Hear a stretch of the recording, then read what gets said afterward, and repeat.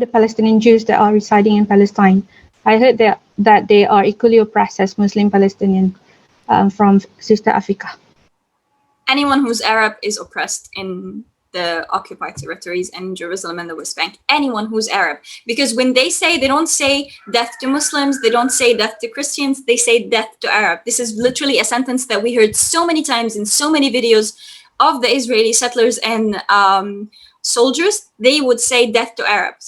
So whether you're Jewish, whether you're Christian or Muslim, they are going to oppress you no matter what, just because you're Palestinian, just because you're Arab. So this is basically my answer to that.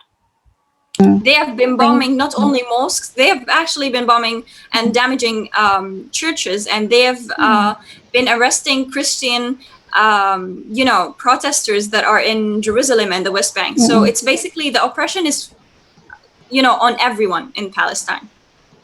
I see. Okay. Can I just Go say ahead, on that, Nadia? I think it is extremely important to emphasize that this is not a religious conflict. And it's very, very easy. As I said, coming from Ireland, where a conflict which was about British rule over Ireland was treated as if it was a conflict about religion. Protestant versus Catholic in Ireland. This was always untrue, and it was a false narrative. And it is a false narrative to see what is happening in Palestine as about religion. As Sister Afaf said, that for centuries Jews and Muslims lived alongside one another in Palestine. It is not, it's about oppression.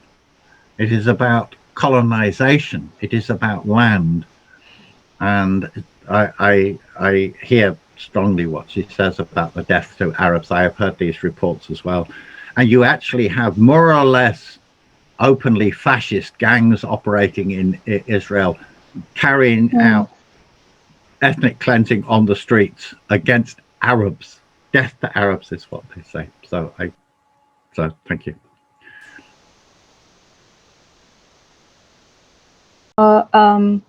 This is a question to Dr. John. Are there any voices of reason within Israel who are opposed to Israelis' brutality? Well, as Sister Afaf has said, there are such voices and they are growing. If I'm honest, I'm not terribly optimistic about about Israel being converted to anti-Zionism. What I am sure about is that the stronger the resistance, the more those voices will rise. It isn't, if you look at what happened in America during the war on Vietnam, the resistance to the war on Vietnam in America rose as the Vietnamese resistance grew.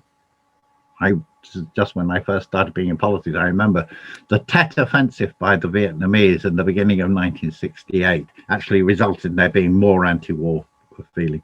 I think the stronger the Palestinian resistance, the more those voices will grow.